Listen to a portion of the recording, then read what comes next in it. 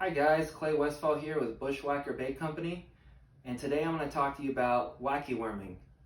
This is a technique that I've used almost my whole fishing career.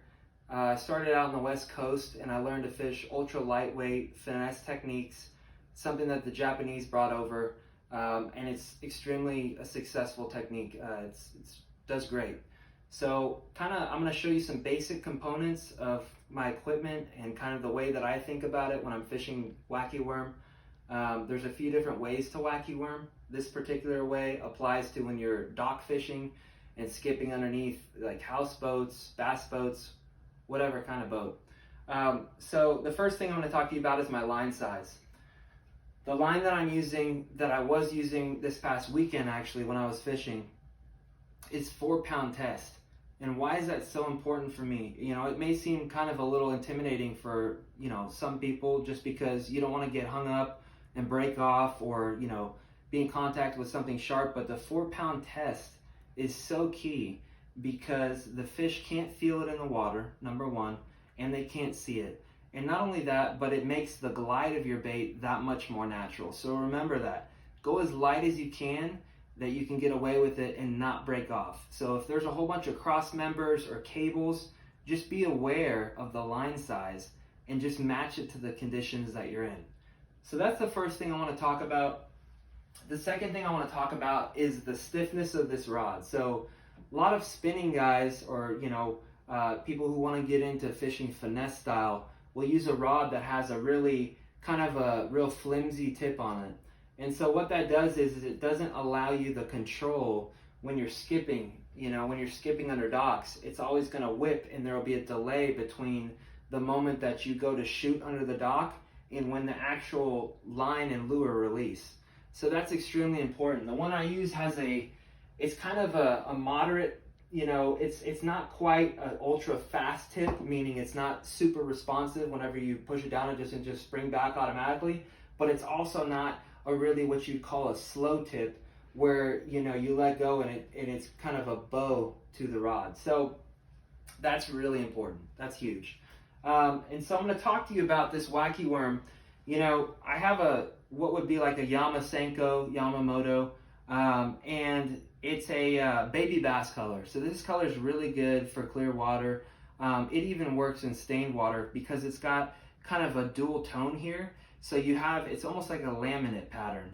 You have kind of the light white, which creates some flash, kind of like a bait fish, and then you have the green that's almost translucent on top. And so it's kind of that good balance for watercolor. The way I have it set up right now is I have a very small hook. I think it's like a size 1 or size 2 hook. I've tied a Palomar knot on there, and I have a rubber band, kind of like a little rubber band that's in the middle of the bait. Maybe just slightly off center from middle is how I like it. It glides a little bit better. And then you have 2 points to this Senko. So you have one point that's tapered and one point that's flat. And I actually took just a drywall nail from Home Depot. This is just a small drywall nail, and I clipped off the head of it. So you have probably about, something like 1.25 inches. The head's cut off, and I have it's kind of got ridges in the outside of the nail. And that's super important because when you put it in here, it's not going to come out super easy. So when you're skipping it at a high velocity, that nail is not just going to kick out. It's not going to shoot out. You're not going to have to continuously put a new nail.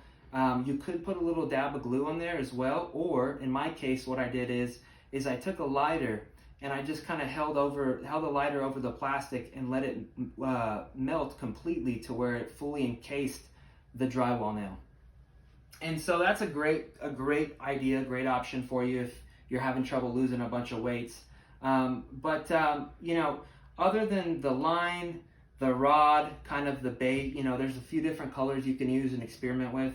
I'm going to kind of explain to you the action and what you need to do to get a bite. It's not enough to just pitch it out there and reel it in. It's really about how you fish it. So when I initially skip it in there underneath the dock, it'll skip in a couple times and then it'll die. I'll kill it. And so I'll go on a semi-slack line and I'll allow the worm to kind of glide in there. So you see it takes kind of a diagonal swing into the water, and you have a couple seconds to get a reaction bite that way. So, you know, a lot of times in the summertime, especially right now, the fish kind of shut off. They're in a real neutral disposition midday. They're not really feeding. So, you know, they'll get right up underneath the dock floats, underneath the boats in the shade, the most shade they could possibly get in, and they'll sit there and they'll wait for something to come by, but they're not really active. And so when I pitch that worm in, and once again, it does kind of a glide, you have a couple seconds, you know, depending on what speed your bait's moving at, you have a couple seconds to trigger them to react. And so it's just like any type of cat, or like, you know, something that would come into contact with a cat to where it'd be like a nuisance, to where they just try to swat it away. When that worm glides in there like that, it's purely a reaction deal. You know, it comes in there at an angle, especially if you have a little bit of waves or current. That's also huge. But you know, so it glides in there initially, boom. On the way down, I'll let it probably sink for a few seconds, and then what I do is I'll kind of snap my rod a couple times, and what that'll do is that'll do a secondary type of action where it bows out the ends of the worm, and it kind of does like a fleeing type motion. So, you know, you see how that kind of does like that. That's extremely enticing. So if they didn't get it on the first try, or it was a little too fast maybe, and they follow it down to look at it, if you rip that thing up a couple times and you snap that rod tip, it's going to get them to trigger and fire on your bait. And it does make a difference. I'm always adding that little extra thing as a follow-up. So remember that, you know. Obviously, depending on your line size, or maybe it's not so obvious, but depending on your line size, it changes the speed at which the bait falls. So if I use 15-pound test versus 4-pound test, the 15-pound test is going to make it so that when I throw the worm in there, it falls slow. But when I throw the 4-pound test, you know, it's relatively much quicker than the 15-pound test, because there's less resistance because the line diameter is smaller. And so, you know, I'm a big fan of natural action. I think it makes a huge difference, and I think it's the difference between someone who kind of knows and someone who really knows. But those tips, I think, will help you a lot. You can never go wrong with just trying to focus on the most deep, dark parts of the dock, especially midday. And, you know, everybody wants to avoid cables on the docks, and they want to get to the easy areas to cast, but none of the big fish who are educated and know what's going on are going to be sitting on those ends. They're not going to be easy to pick off. They're going to be in the heaviest, deepest cover that you can possibly get your bait to. And if you think about it that way and you approach it from more of a hunting perspective, I guarantee you will be more successful in the future. So I hope that helps you. I hope that's some valuable information that you can utilize on your next fishing trip.